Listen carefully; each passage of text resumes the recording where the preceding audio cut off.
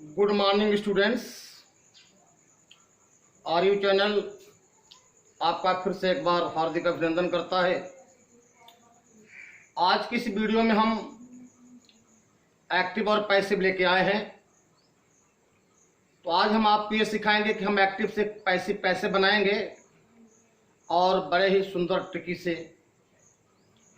तो आप देखें, मैंने यहां दिया है पैसिव 8 टेंस की बनती है। पहला पॉइंट मैंने दिया है कि पैसिव 8 टेंस की बनती है और मैंने लिखा 8 टेंस की पैसिव समझा गए विद्वान। 8 टेंस की पैसिव समझा गए विद्वान, अब बाकी एक्टिव होते हैं अनजान।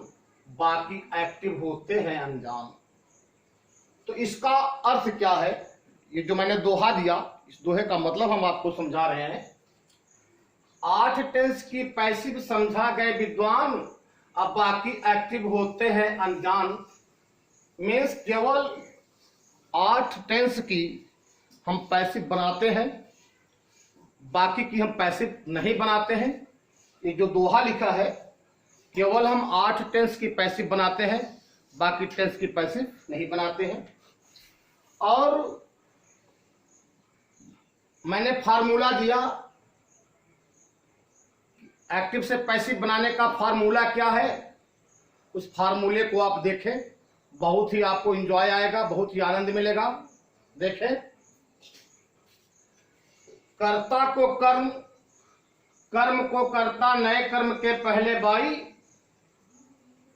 कर्ता को कर्म, कर्म को कर्ता, नए कर्म के पहले बाई। अब क्रिया के थर्ड फॉर्म से बनती है पैसिव भाई। क्रिया के थर्ड फॉर्म से बनती है पैसिव भाई। कर्ता को कर्म, कर्म को कर्ता, नए कर्म के पहले बाई। अब क्रिया के थर्ड फॉर्म से बनती है पैसिव भाई। कि मैंने फार्मूला लिखा, एक्टिव से पैसिव बनाने के लिए फार्मूला लिखा।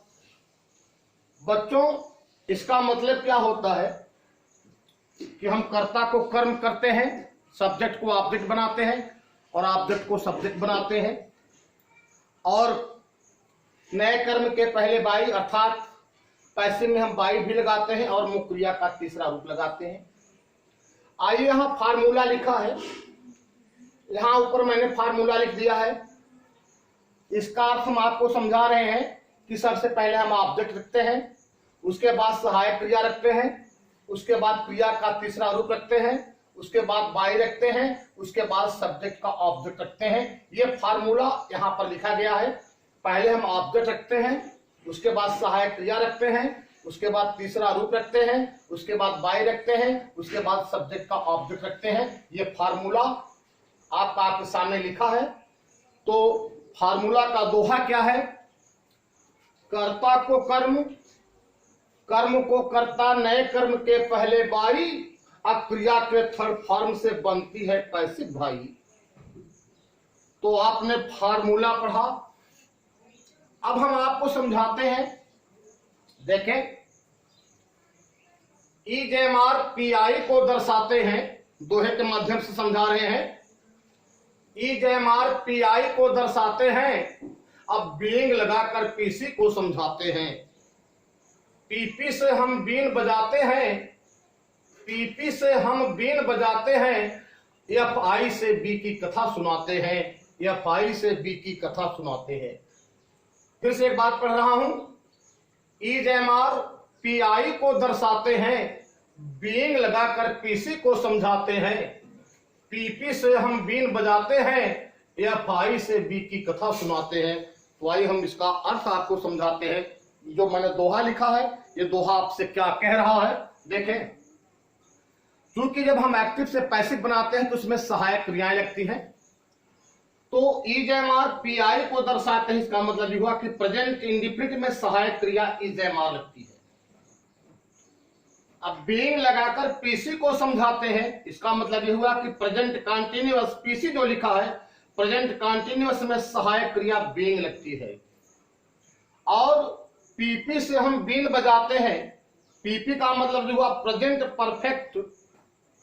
ध्यान देंगे बच्चे, प्रेजेंट परफेक्ट में हम सहायक क्रिया बीन लगाते हैं और एफ आई से बी की कथा सुनाते हैं, और फ्यूचर इंडेफिनिट में हम बी लगाते हैं। फ्यूचर इंडेफिनिट में हम बी लगाते हैं। देखें, और हम आपको समझा रहे हैं। इधर मैंने लिखा है सब्जेक्ट, इधर लिखा है ऑब्जेक्ट। जब आई उधर जाएगा ऑब्जेक्ट बनेगा तो मी हो जाएगा, और मी उधर जाएगा तो आई हो जाएगा। एरो मार्क से मैंने दर्शाया है। आप अपना ध्यान इधर ब्लैक बोर्ड की ओर रखें। ये इधर मैंने सब्जेक्ट लिखा है, इधर ऑब्जेक्ट लिखा है। इधर लिखा है मैंने आई सब्जेक्ट में, और ऑब्जेक्ट में लिखा है मी। आई इधर रहेगा तो उधर जाएगा तो मी हो जाएगा, मी इधर रहेगा तो आई हो जाएगा। वी का अस होता है, यू का यू ही होता है, ही का हिम होता है, सी का हर होता है, इट का इट होता है, दे का देम होता है। और हम फिर से आपको आगे लेके चलते हैं। ध्यान दें, सब्जेक्ट वर्ब और ऑब्जेक्ट, केवल हमें तीन की जरूरत होती है। सब्जेक्ट वर्ब और ऑब्जेक्ट जब हमें मिल जाते हैं तो हम पैसिव बना लेते हैं। मैंने यहां लिखा है कि सब्जेक्ट वर्ब और ऑब्जेक्ट केवल तीन की जरूरत होती है, तब हम पैसिव बना लेते हैं। आपके सामने फार्मूला लिखा है, ऑब्जेक्ट प्लस सहायक क्रिया प्लस क्रिया का तीसरा रूप प्लस बाई प्लस सब्जेक्ट का ऑब्जेक्ट। तो आइए पहला रूल देखें। फिर मैंने यहां दर्शाया है, यहां भी आपको हम समझा रहे हैं कि यदि एक्टिव में मुख्य क्रिया का पहला रूप अर्थात प्रेजेंट इंडिफिनिट हो तो, यदि एक्टिव में मुख्य क्रिया का पहला रूप अर्थात प्रेजेंट इंडिफिनिट हो तो आपकी जो सहायक क्रिया निकलेगी इज एम आर निकलेगी, क्योंकि दोहा में लिखा है is M R P I को दर्शाते हैं। तो अब जब हम पैसिव बनाएंगे, जैसे ही राइट्स अ लेटर, आप यहां आ जाएं। जब हम पैसिव बनाएंगे तो हमें तीन चीज की जरूरत है। तो ये मेरा सब्जेक्ट हो गया, ये मेरा वर्ब हो गया, ये मेरा क्या हो गया ऑब्जेक्ट। हमें तीन चीज मिल गया, सब्जेक्ट मिल गया, वर्ब मिल गया और ऑब्जेक्ट मिल गया। जब हमें तीन चीज मिल गया तो हम एक्टिव से पैसिव बनाते हैं। आइए हम आपको समझाते हैं कैसे हम इसको कैच करते हैं, कैसे आपको समझाते हैं। देखें आप, तो पहले हम क्या लिखेंगे, ऑब्जेक्ट लिखेंगे। आप देख रहे हैं, तो ऑब्जेक्ट हमारा क्या है, अ लेटर। यहां मैंने लिखा अ लेटर, बड़े आराम से लिखा अ लेटर लिखा। उसके बाद यहां आ जाए आप, यदि एक्टिव में मुख्य क्रिया का पहला रूप, तो ये आप देख रहे हैं मुख्य क्रिया का पहला रूप है। जब ये मुख्य क्रिया का पहला रूप है तो सहायक क्रिया क्या निकलेगी, ई जे एम आर में से एक सेलेक्ट करना है। अ लेटर अभी ऑब्जेक्ट था, अब ये सब्जेक्ट बन गया। यहां लिखा है कर्ता को कर्म, कर्म को कर्ता, तो कर्म को मैंने क्या बना लिया, कर्ता बना लिया। अ लेटर लिखा। उसके बाद आप से सहायक क्रिया मांग रही है, तो सहायक क्रिया क्या लगाएंगे, ई जे एम आर में से एक लगाएंगे। तो अ लेटर सिंगुलर है, इसलिए हम क्या लिखेंगे, इज। अ लेटर इज लिख दिया।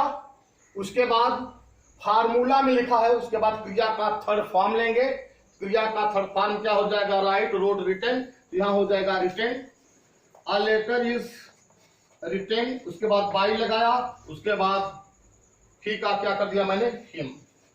आप देखें, तो ही राइट्स अ लेटर की पैसिव बनी, a letter is written by him. देखें अगला, दे राइट टू लेटर्स। देखिए मैंने बदल दिया।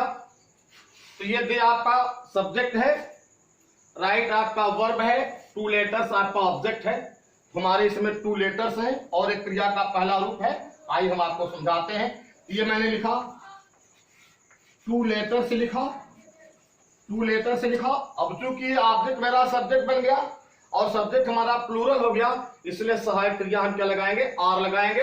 देखें, इसलिए आर लगाएंगे। तो यहां हुआ मैंने आर, उसके बाद मैंने लिखा रिटेन, उसके बाद लिखा बाई, दे का हम क्या बनाएंगे, देम। इस तरह से हमारी ये पैसिव बन गई। दे राइट टू लेटर्स की पैसिव बनी, two letters are written by them. अभी हम आपको कैसे इज लगाया ये समझाया। और कैसे आर लगेगा ये समझाया। अब आई एम बचा है, देखें, दे कॉल मी, वे मुझे बुलाते हैं। तो यहाँ एक कॉल क्रिया का पहला रूप है और ये मी है, ऑब्जेक्ट है। इधर आएगा तो क्या बन जाएगा, वहां लिखा है आई, तो ये लिखा मैंने आई। तो अब आई के बाद हम क्या लिखेंगे, वहां देखें आप, सहायक क्रिया है। तो आई इज लेता नहीं है, आर लेता नहीं है, क्या लेता है, आई एम। उसके बाद हम क्या लगाएंगे, क्रिया का तीसरा रूप लगाएंगे कॉल। उसके बाद क्या लिखेंगे, बाई। उसके बाद क्या हो जाएगा, दे का देम। तो हम आपको ये बता रहे हैं कि यदि एक्टिव में मुख्य क्रिया का पहला रूप अर्थात प्रेजेंट इंडिफिनिट हो तो सहायक क्रिया की इजे मार निकलती है। जैसे ही राइट्स अ लेटर, पहले हम ऑब्जेक्ट लिखेंगे अ लेटर, उसके बाद ये फार्मूला यहाँ लिखा है सहायक क्रिया, a letter is written by him. They write two letters लिखा है, तो यहाँ टू लेटर्स है, तो टू लेटर्स यहाँ मैंने रख दिया आर, रिटन बाय देम। यहाँ लिखा है दे कॉल मी, यहाँ मैंने लिखा I am called by them.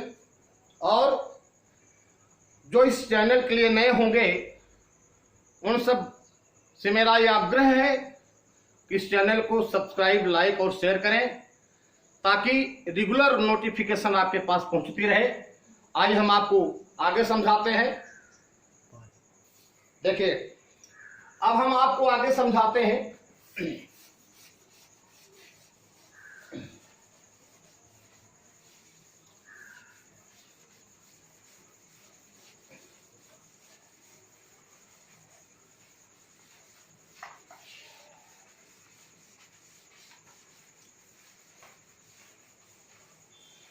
देखें, अब हम दूसरा समझा रहे हैं कि यदि एक्टिव वाक्य में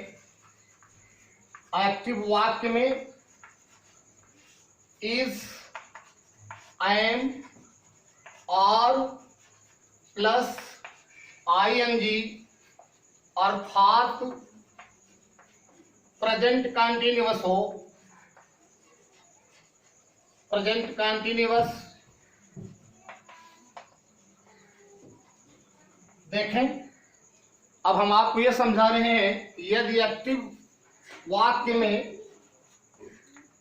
is M are plus ING अर्थात प्रेजेंट कंटिन्यूअस हो तो आपकी सहायक क्रिया, देखें आप, तो सहायक क्रिया क्या निकलेगी, बीइंग निकलेगी। देखिए, अब जैसे अगर हमें लिखे she is singing a sweet song, वह एक मधुर गीत गा रही है। अब हमको इसी की पैसिव बनाना है, she is singing a sweet song, इसी की पैसिव बनाना है। देखें,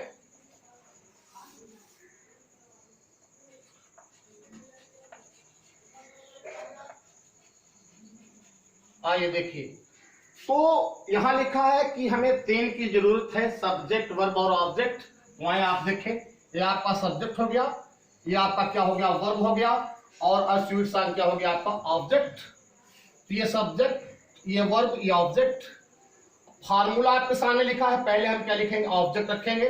तो मैंने लिखा, जब पैसिव बनाएंगे तो ये हुआ अ स्वीट सॉन्ग, देख रहे हैं आप, अ स्वीट सॉन्ग लिखा। अब इज लेंगे, अ स्वीट सॉन्ग इज लेंगे, उसके बाद क्या बढ़ाएंगे, बीइंग। एक्सक्यूज मी, पूरा लिख देते हैं, ध्यान देंगे, is being, I am being और आर बीइंग, ध्यान देंगे। देखिए, यह है। अब हम जब बनाएंगे she is singing a sweet song, ये हमारा ऑब्जेक्ट है, स्वीट सॉन्ग, और स्वीट सॉन्ग यहाँ लिखा। उसके बाद फार्मूला सहायक क्रिया का मांग रहा है, तो ये प्रेजेंट कंटिन्यूअस का वाक्य है। Is being, am being, are being, तीन सहायक क्रिया होती है, और स्वीट सॉन्ग सिंगुलर है, इसलिए हम क्या लगाएंगे, इज बीइंग, ये लगा दिया मैंने, इज बीइंग। उसके बाद तीसरा रूप आपसे मांग रहा है, ये हो जाएगा संग बाई, सी का क्या हो जाएगा, हर। इस तरह से आपकी पैसिव बनके तैयार हुई।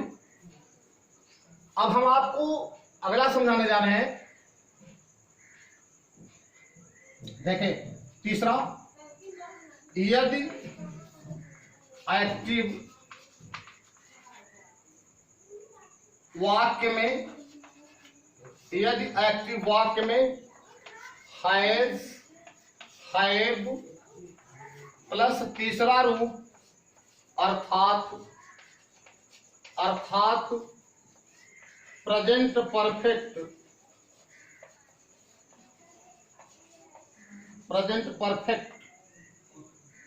यदि एक्टिव वाक्य में हैज हैव अर्थात तीसरा अर्थात प्रेजेंट परफेक्ट हो, आपकी सहायक क्रिया जो होती है वो होती है हैज बीन और हैव बीन।